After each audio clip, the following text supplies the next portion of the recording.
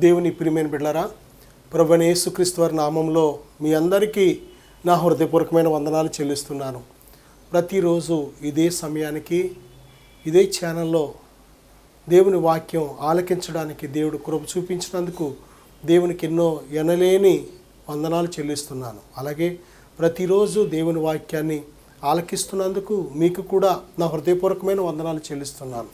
దేవుని బిడ్డలారా, ఈరోజు దేవుని యొక్క వాక్యాంశము దేవుని సన్నిధిలో మనం గడపాలి అంటే, దేవుని సన్నిధిని మనం నిత్యము అనుభవించాలి అంటే ఎలా అనే అంశం మీద ఈ యొక్క భాగాన్ని మనం ధ్యానం చేయబోతున్నాం. గతించిన భాగంలో దేవుని సన్నిధి అంటే ఏమిటి ధ్యానించాం.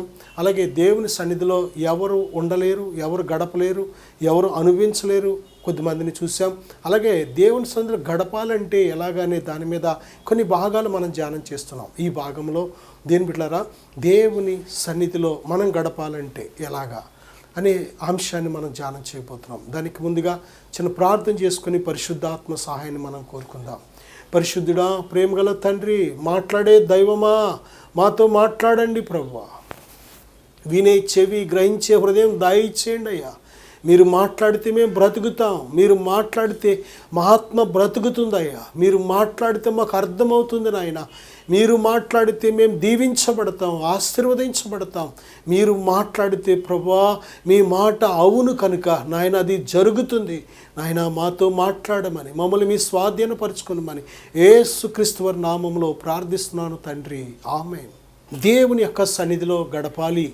దేవుని సన్నిధి ఎంత ప్రాముఖ్యం అంటే, భక్తుడైన దావీదు ఏమంటాడంటే, తండ్రి నీ సన్నిధిలో నుండి నన్ను గెంటివేయద్దు, నీ పరిశుద్ధాత్మను నాలో నుండి తీసివేయద్దు అంటున్నాడు. ఈరోజు దేని బిడ్డలారా, ప్రభువైన యేసుక్రీస్తునందు విశ్వాసం ఉంచిన వారందరిలో పరలోకపు తండ్రి తన పరిశుద్ధాత్మతో ముద్రిస్తున్నాడు. ఇది మనకే కాదు, ప్రభు యొద్దకు వచ్చే వారందరికీ కూడా ఈ వాగ్దానం చెల్లుతుంది. దేని బిడ్డలారా, యేసుక్రీస్తు ప్రభువారి కేంద్రం. ఆయన యొద్దకు ఎప్పుడైతే వస్తామో, ఆయన సిలువ యొద్దకు ఎప్పుడైతే వస్తామో, సిలువలో మన కోసం ఆయన వెల చెల్లించాడు అని, ప్రాణం పెట్టాడు అని నువ్వు ఎప్పుడైతే గ్రహిస్తావో, దేని బిడ్డలారా, దేవుని కుమారుడైన ప్రభుని యేసుక్రీస్తు వారు నీ కోసం సిలువపై ప్రాయశ్చిత్తం చేశారని ఎప్పుడైతే నమ్ముతావో, దేవుడు తన పరిశుద్ధాత్మతో నేను ముద్రిస్తున్నాడు. ప్రభుని యేసుక్రీస్తునందు విశ్వాసం ఉంచిన ప్రతి ఒక్కరిలో పరిశుద్ధాత్ముడు నిత్య నివాసం ఉంటున్నాడు. దేని బిడ్డలారా, కనుక పరిశుద్ధాత్మ లేకపోతే మనం దేవుని వారం కాదు. పరిశుద్ధాత్మ చేత నడిపించబడకపోతే దేవుని పిల్లలం కాదు. పరిశుద్ధాత్మ చేత నడిపించబడకపోతే శరీరాన్ని జయించలేవు. పరిశుద్ధాత్మ చేత నడిపించబడకపోతే మన విరోధి అయిన అపవాదిని జయించలేం.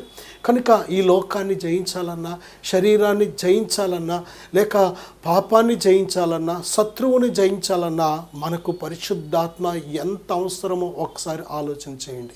దేని బిడ్డలారా, పరిశుద్ధాత్ముడు మనలో ఉన్నప్పుడు మనం దేవుని సన్నిధిని కలిగి ఉన్నాం. అయితే ఆ దేవుని సన్నిధిని మన ఆత్మ అనుభవిస్తూ ఉండాలి. మన ఆత్మ మనలో నివసిస్తున్న దేవునితో ఆగిపోకుండా ఆ సన్నిధి ప్రవాహం మన ఆత్మలో, మన హృదయంలో, మన జీవితంలో ప్రవహిస్తున్నప్పుడే మనము గొప్ప భక్తి చేయగలుగుతాం, గొప్ప శక్తివంతమైన సాక్షిగా జీవించగలుగుతాం. పరిశుద్ధాత్ముడు ఆయన సన్నిధిని మన మధ్య ఆయన నివసిస్తున్నాడు కనుక ఆయన సన్నిధిని మన మధ్య ఉంచాడు. కనుక దేని బిడ్డలారా, మనము దేవునిలో ఉన్నాము. ఎంత ప్రాముఖ్యమో దేవుడు మనలో ఉండాలి, అంత ప్రాముఖ్యమైంది. దేని బిడ్డలారా, మనం దేవుడు నమ్ముకున్నాం మంచిదే, కానీ దేవుడు నిన్ను నమ్మేటంత జీవితం, దేవుడు నిన్ను గురించి సాక్ష్యం చెప్పేటంత జీవితం మనలో ఉండాలి. ప్రియ బిడ్డలారా, ఇక్కడ మనం చూసినట్లయితే దేవుని సన్నిధి మనం అనుభవించాలి అంటే, దేవుని సన్నిధి ఒక నది వలె నీలో ప్రవహించాలి అంటే ఇక్కడ కొన్ని సత్యాలు మనం నేర్చుకోవాలి. వాటిని కానీ మనం చూసినట్లయితే కీర్తన గ్రంథం 24వ అధ్యాయం 4వ వచనంలో మనం చూస్తే, వ్యర్థమైన దాని యందు మనస్సు పెట్టకుండా, చూడండి, కపటముగా ప్రమాణము చేయకుండా, నిర్దోషమైన చేతులు, శుద్ధమైన హృదయము మనం కలిగి ఉండాలి. బైబిల్ చెప్తుంది దేవుని సన్నిధిని మనం అనుభవించాలి అంటే, దేవుని సన్నిధిలో అతిథిగా మనం ఉండాలి అంటే, దేవుని పరిశుద్ధ గుడారములో మనం నివసించాలి అంటే తప్పనిసరిగా ఇక్కడ శుద్ధమైన హృదయము, పరిశుద్ధమైన చేతులు మనం తప్పనిసరిగా కలిగి ఉండాలి. అంతేకాదు మన మనసును వ్యర్థమైన వాటి మీద పెట్టకూడదు. మన మనస్సును వ్యర్థమైనవి ధ్యానించడానికి, వ్యర్థమైనవి చూడడానికి, వ్యర్థమైన వాటితో మన హృదయాన్ని నింపుకోవడంతో ఉన్నట్లయితే దేవుని సన్నిధిని మనం అనుభవించలేం. దేవుని సన్నిధి శరీరానికి సంబంధించింది కాదు, దేవుని సన్నిధి ఆత్మకు, హృదయానికి సంబంధించింది. కనుక మన హృదయంలోనే దేవుని సన్నిధి ప్రవహించగలదు. కనుక హృదయంలో దేవుని సన్నిధి ప్రవహిస్తే శరీరములో కూడా నీవు దేని బిడ్డలారా గొప్ప ఆశీర్వాదాలు అనుభవించగలుగుతావు. నీ శరీరానికి ఆరోగ్యం, నీ యొక్క హృదయానికి సంతోషం, ప్రియబిడ్డలారా నీ బ్రతుకు దినాలన్నీ కూడా కృపాక్షేమములు, ఇవన్నీ కూడా దేని బిడ్డలారా ఒక భాగముగా దేవుని సన్నిధిలో మనకు కలుగుతున్న మేలులు, ఆశీర్వాదాల గురించి మనం ధ్యానం చేయబోతున్నాం. కాబట్టి దేని బిడ్డలారా ఆ మేలులు, ఆశీర్వాదాలు అన్నీ కూడా మనం అనుభవించాలంటే తప్పనిసరిగా దేవుని సన్నిధిలో మనం ఉండడానికి యోగ్యత మనం కలిగి ఉండాలి. వ్యర్థమైన దాని యందు మనస్సు పెట్టకూడదు. మరొక విషయాన్ని కానీ మనం చూసినట్లయితే దినవృత్తాంతాలు 2వ గ్రంథం 33వ అధ్యాయం 12వ వచనంలో మనష్షే అనే దేని బిడ్డ ఒక వ్యక్తి దేవుని సన్నిధిని తన్ను తాను బహుగా తగ్గించుకున్నాడట. దేవుని సన్నిధిలో మనకు కావాల్సింది ఏంటంటే తగ్గింపు కావాలి. దేని బిడ్డలారా దేవుడు మన ప్రతి చర్యను చూస్తున్నాడు. దేవుడు మనం కూర్చుండుట, మనం నిలబడుట, మనం పడుకొనుట, మనం ఏది చేస్తున్నామో ప్రతి చర్యను ఆయన పరిశీలనగా తెలుసుకుంటున్నాడు. ప్రతిదీ కూడా ఆయనంతటా ఆయనే తెలుసుకుంటున్నాడు, గ్రహిస్తున్నాడు. మనం ఒకరి కోసం ఒకరు దేవునితో చెప్పవలసిన పని లేదు. చాలాసార్లు దేని బిడ్డలారా మనము చాలామంది కోసం దేవుని దగ్గర విన్నపాలు చేస్తూ ఉంటాం, విజ్ఞాపనలు చేస్తూ ఉంటాం.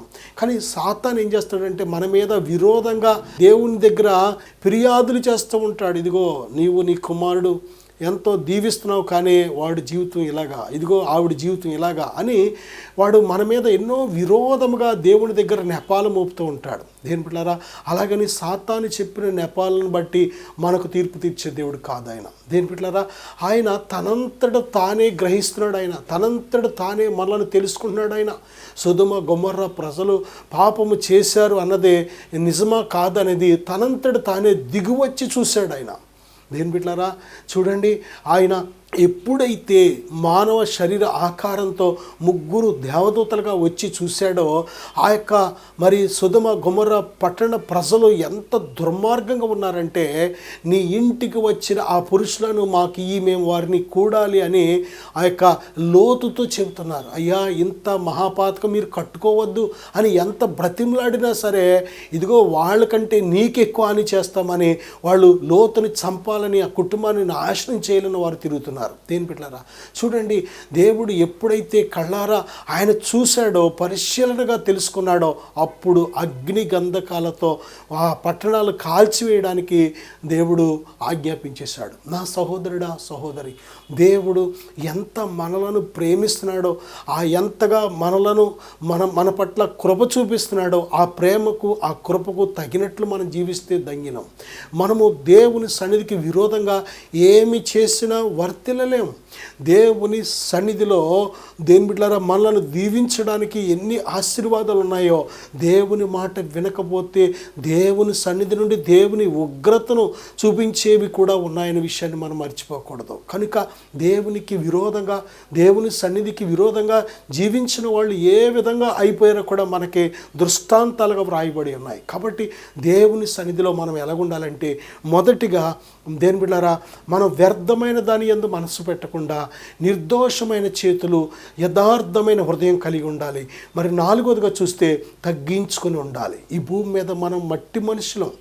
ఈ లోకంలో మన ధనాన్ని చూసి, అందాన్ని చూసి, బలాన్ని చూసి, మన ఉద్యోగాలను చూసి, లేక మనకున్న ఆర్థిక స్టేటస్ను చూసి ఎప్పుడు కూడా గర్వించకూడదు. దేవుడు దేని బిడ్డలారా గర్విష్ఠులను, అహంకారులను అణిచివేసే దేవుడు ఆయన.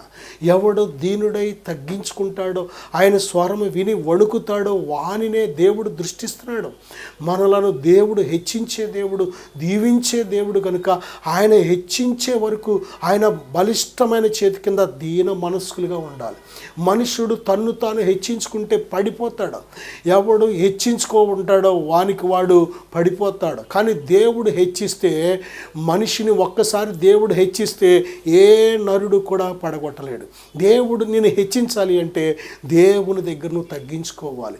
ఎంతగా తగ్గించుకుంటావో అంతగా దేవుడు ఆయన తగిన కాలమందు, తగిన చోట, తగిన సమయంలో నేను హెచ్చిస్తాడు. దేని బిడ్డలారా, మనిషే దేవుని సన్నిధిలో తగ్గించుకున్నాడు కాబట్టే జీవించగలిగాడు. ద్వితీయోపదేశకాండం 6:25 ఆయన సన్నిధిని ఈ సమస్తమైన ఆజ్ఞలను అనుసరించి మనము నడుచుకున్నప్పుడు మనకు నీతి కలుగును. దేవుడు మనకు జీవాజ్ఞలు ఇచ్చాడు, వాక్యం ఇచ్చాడు. దేవుడు వాక్యాన్ని ధ్యానించడమే కాదు, వినడమే కాదు, చదవడమే కాదు, వాక్యాన్ని గైకొనాలి. వాక్యాన్ని ఎందుకు ఇచ్చాడో తెలుసా మీకు? ఆదివారం పాట కింద చెప్పుకోవడానికి కాదు, ఆమేన్ హల్లెలూయా ప్రైజ్ లార్డ్ అని చెప్పుకోవడానికి కాదు. అది దేని బిడ్డలారా, సేవకులు బోధించడం, విశ్వాసులు వినడం, దేని బిడ్డలారా దీనికోసం కాదు వాక్యం ఇచ్చింది. వాక్యం అప్పుడప్పుడు ఖాళీగా ఉన్నప్పుడు, టైంపాస్ కోసమో, మనసు బాగోలేనప్పుడు 2 మాటలు చదువుకోవడానికి కాదు. దేని బిడ్డలారా, బైబిల్ చెప్తుంది నీతిమంతుడు విశ్వాసమూలముగా జీవించును. విశ్వాసము లేకపోతే మనిషి దేవుని కోసం జీవించలేడు. కాబట్టి విశ్వాసం ఎలా కలుగుతుంది అంటే వినుట వలన కలుగుతుంది. యోగ్యమైన మంచి మనసుతో దేవుని వాక్యాన్ని విని ధ్యానిస్తున్నప్పుడు, ఆ వాక్యాన్ని గైకుంటున్నప్పుడు ఆ వాక్యము నీ లోపల గొప్ప విశ్వాసాన్ని కలుగు చేస్తుంది. నా సహోదరుడా, సహోదరి, దేవుని వాక్యాన్ని వినేవారు, చెప్పేవారు గొప్పవారు కాదు. ఎవరైనా చెప్పవచ్చు వాక్యం. దేని బిడ్డలారా చూడండి, వాక్యాన్ని అందరూ వింటూ ఉంటారు. కోట్ల కొలది జనులు వాక్యాన్ని వింటున్నారు. టీవీల ద్వారా, ఫోన్ల ద్వారా, దేని బిడ్డలారా పత్రికల ద్వారా, అనేక రకాల వీధి సువార్తల ద్వారా, వ్యక్తిగత సువార్తల ద్వారా, అనేకుల సాక్ష్యాల ద్వారా దేవుడు ప్రతి ఒక్కరిని దర్శిస్తున్నాడు, మాట్లాడుతున్నాడు. వినేవారు కోట్ల కొలది ఉంటారు, చెప్పేవాళ్ళు లక్షల కొలది ఉండొచ్చు. కానీ ఎవరు గొప్పవాళ్ళో తెలుసా? ఇంకొక రకం ఉన్నారు. వాళ్ళే దేవుని వాక్యాన్ని గైకునేవారు. గైకొనడం అంటే వాక్య ప్రకారం జీవించేవారు. వాక్యాన్ని ఎందుకు చదవాలి, ఎందుకు వినాలి అంటే జీవించడం కోసం. వాక్య ప్రకారం మనం జీవించడం కోసం చదవాలి, వినాలి, ధ్యానించాలి. నువ్వు ధ్యానించినప్పుడు వాక్యం హృదయం లోతులోకి వెళ్ళి నాటబడుతుంది, ఫలిస్తుంది. కేవలం ఏదో ఒక కెమిస్ట్రీ, ఫిజిక్స్, హిస్టరీ, ఏదో కంప్యూటరు, లేకపోతే ఏదో బుక్స్ కింద నువ్వు చదివినట్లయితే, ఏదో కాలక్షేపం పుస్తకం కింద వాక్యాన్ని నువ్వు చదివితే ఏమీ అందులో ఉన్న జీవాన్ని పొందుకోలేవు. కానీ దేవుని వాక్యాన్ని ధ్యానించేటప్పుడు నీ హృదయాన్ని సిద్ధపరచుకొని, నీ మనసును సిద్ధపరచుకొని, నీ ప్రాణాత్మ దేహాలను సజీవంగా దేవునికి సమర్పించుకొని, నువ్వు ఎప్పుడైతే దేవుని పరిశుద్ధాత్మ సహాయంతో వాక్యాన్ని ధ్యానించడం ప్రారంభిస్తావో ప్రతి మాటలో ఉన్న గొప్ప లోతైన మర్మాలు పరిశుద్ధాత్మ దేవుడు నీకు బోధిస్తాడు. నా సహోదరుడా, సహోదరి, దేవుని వాక్యాన్ని గైకొని వాడు మరీ ధన్యుడని బైబిల్ చెబుతుంది. కనుక వాక్యాన్ని గైకుంటున్నప్పుడు ఈ యొక్క దేవుని సన్నిధిని నువ్వు అనుభవించగలుగుతావు. వాక్యాన్ని గైకొనకుండా దేవుని సన్నిధిని అనుభవించలేవు. ప్రభు చెప్తున్నారు కదా, నా మాటలు విని నాయందు విశ్వాసం ఉంచిన వాడు నిత్య జీవం గలవాడు అంటున్నారు. అంతేకాదు, నా ఆజ్ఞలు గైకొని వాడే నన్ను ప్రేమించేవాడు నా ఆజ్ఞలు గైకుంటాడు. నిజంగా దేవునిని ఆమె ఆ పాపాత్మురాలని లోకమంతా పిలువబడిన స్త్రీ, ఆమె ప్రభువుని ఎక్కువగా ప్రేమించింది, మిక్కిలిగా ప్రేమించింది. కాబట్టి ఆమె విస్తారమైన పాపాలు క్షమించబడ్డాయి. ఆమె విస్తారంగా ప్రేమించింది కాబట్టి ఆమె విస్తార పాప దోషములు క్షమించబడ్డాయి. నా సహోదరుడా, సహోదరి, ప్రభు ఆమెను నీతిమంతురాలుగా తీర్చారు, పరిశుద్ధురాలుగా చేశారు, ఆయన రక్తంతో కడిగారు, ఆయన ఆత్మతో ముద్రించారు.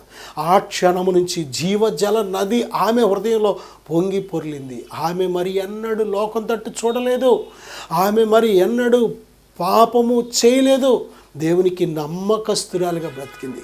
అలాగే వ్యభిచారమందు పట్టబడిన స్త్రీని కూడా దేని బిడ్డలారా రాళ్లతో కొట్టి చంపాలని తీసుకొచ్చినప్పుడు ఆమెతో ప్రభు అన్నమాట, అమ్మా నేను నీకు శిక్ష విధించను, ఇకను పాపము చేయకము. జీవితంలో 2 భాగాలు, ఒకటి పాపము చేసిన జీవితం ఒక భాగం అయితే, ప్రభు దగ్గరికి వచ్చిన తర్వాత ప్రభు ఇచ్చిన క్షమాపణ పొందుకొని ప్రభు కోసం జీవించడం అనేది, చివరి రోజు చివరి శ్వాస వరకు కూడా ప్రభు కోసం సాక్షిగా జీవించడం అనేది 2వ భాగం. కొంతమంది మొదటి భాగంతోనే జీవితాన్ని ముగించేస్తూ ఉంటారు. కాదు. మొదటి భాగముతో అంటే పాపములో పుట్టి పాపము చేసి పాపులుగానే జీవిస్తూ పాపంలోనే మనం చనిపోయినట్లయితే నిత్య నరకానికి వెళ్ళిపోతాం. అది కాదు జీవితం. దేవుడు అందుకు నిన్ను సృష్టించలేదు. తెలిసి చేసావో తెలియక చేసావో క్షమించే దేవుడు సిద్ధంగా ఉన్నాడు. ఇక్కడి నుంచి దేవుని కోసం బ్రతకాలి. ఏ క్షణమైతే ప్రభువుకి నీ జీవితాన్ని సమర్పించావో, ప్రభు నీ పాపాన్ని క్షమించి కడిగారో, ఆ క్షణం నుంచి నువ్వు ప్రభు కోసం చివరి రోజు వరకు, ఈ భూమి మీద నువ్వు జీవించే చివరి శ్వాస వరకు కూడా ప్రభు కోసం జీవించాలను. దేని ప్రియబిడ్డ, ప్రభు కోసం జీవించే అటువంటి సమర్పణతో మరి నీవు కానీ దేవునికి సమర్పించుకున్నట్లయితే దేవుడు నువ్వు చేసుకున్న తీర్మానాన్ని దేవుడు స్థిరపరుస్తాడు, కాపాడుతాడు.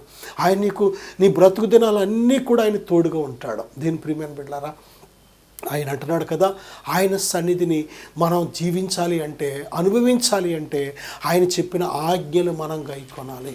అలాగే దేని బిడ్డలారా చూడండి, లూకా సువార్త 1వ అధ్యాయం 75వ వచనంలో, మనము శత్రువుల చేతి నుండి విడిపింపబడి మన జీవితకాలం అంతయు నిర్భయులమై ఆయన సన్నిధిని పరిశుద్ధముగాను నీతిగాను ఆయనను సేవింపను అనుగ్రహించుటకు ఈ రక్షణ కలుగు చేసెను.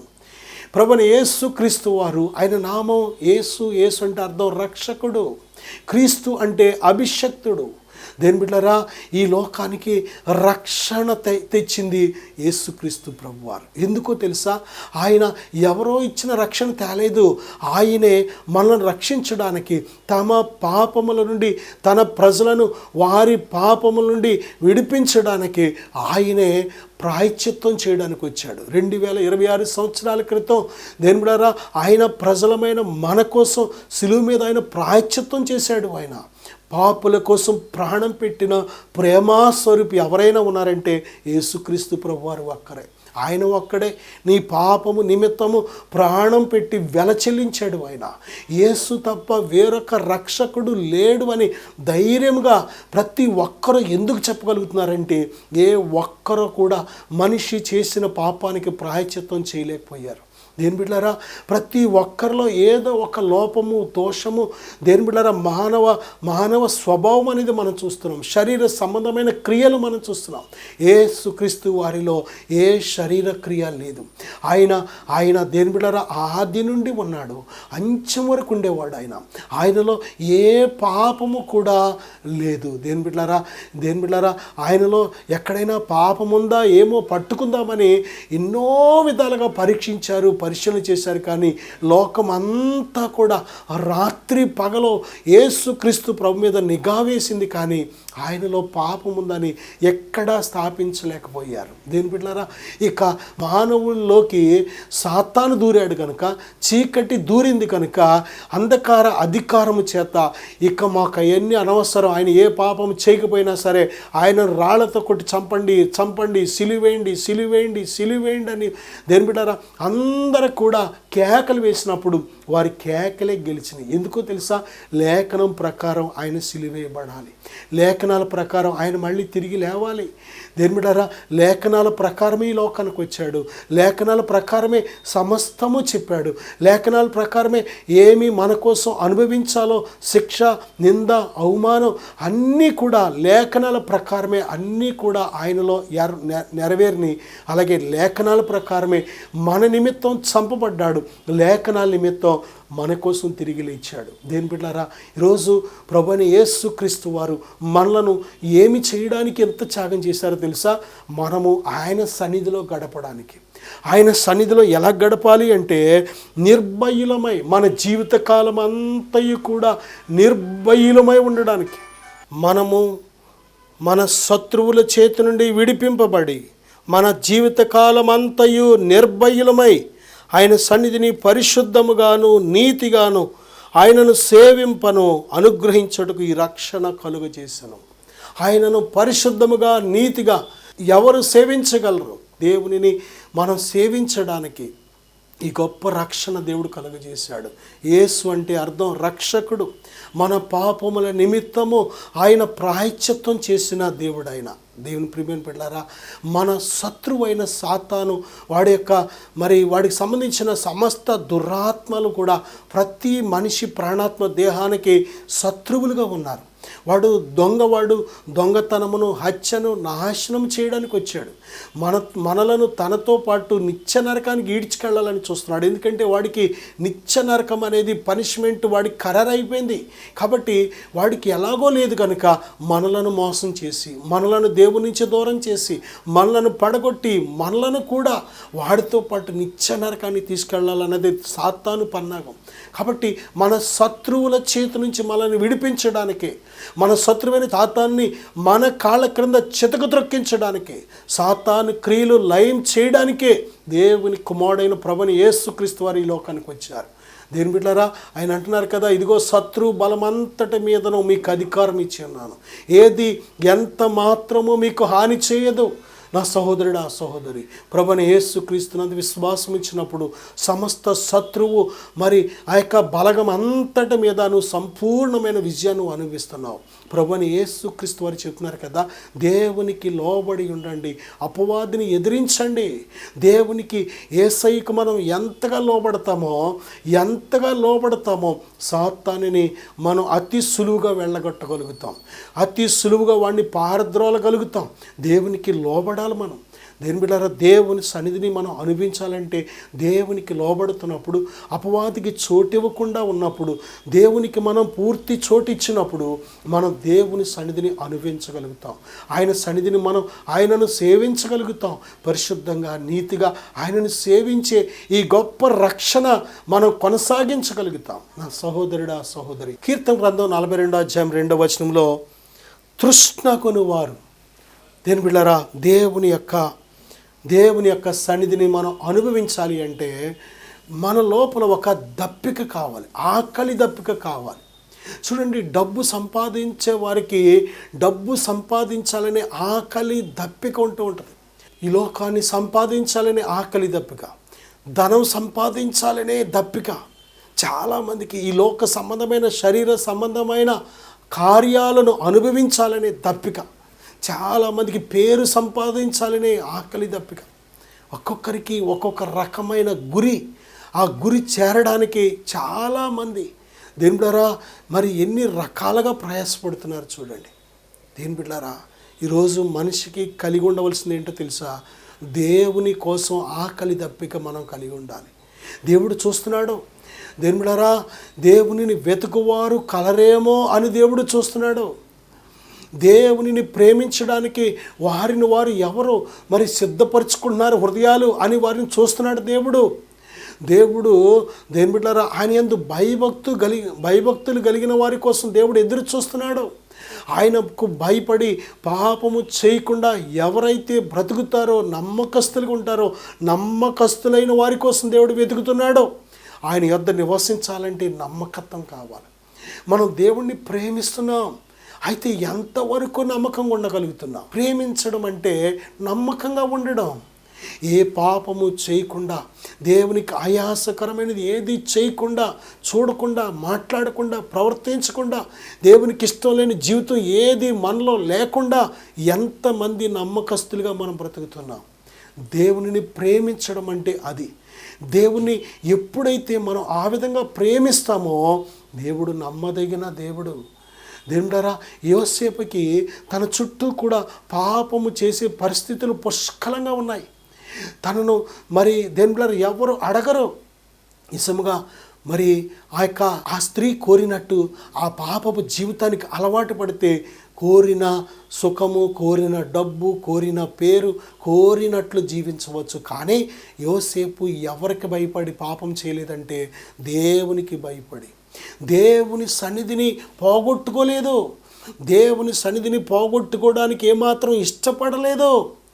ఆఖరికి లోకమైన, మనుషులిచ్చే సంతోషమైన, డబ్బైన అన్నీ పోగొట్టుకోవడానికి ఇష్టపడ్డాడు. కానీ దేవునిని మాత్రం విడిచిపెట్టడానికి ఇష్టపడలేదు. దేవుని పట్ల యోసేపుకి ఎంత ఆకలి దప్పికుందో.